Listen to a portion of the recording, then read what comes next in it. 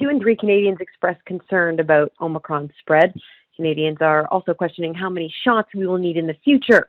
56% say they are worried about potential long-term effects of boosters, with worry highest among those aged 18 to 24.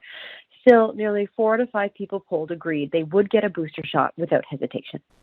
Well, what we're seeing is that Canadians hold a lot of contradictory opinions in their minds about boosters and vaccines.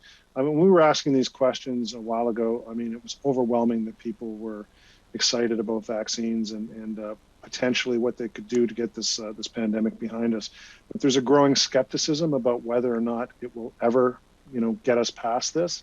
But the interesting thing is, in spite of that, people still, majorities of the population still feel that they would personally get a vaccine. And certainly what we're seeing is that a large percentage, majority of the Canadians that we interviewed say that it should actually be mandatory.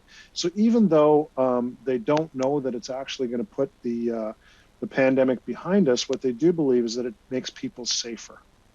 And what it shows you is how sophisticated people's thinking is getting about this. So it's just not, one answer for every question. You find people can hold a couple of views that might appear contradictory, but actually are pretty logical.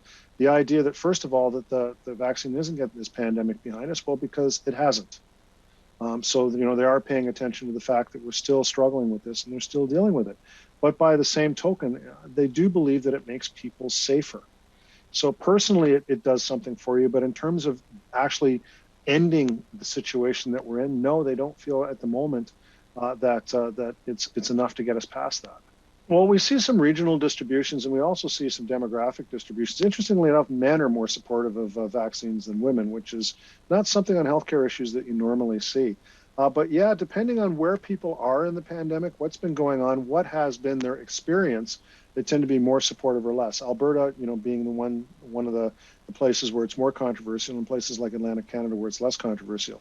But what you're seeing, though, is instead of everybody being on one side of this issue now, there's a certain amount of diversity of opinions.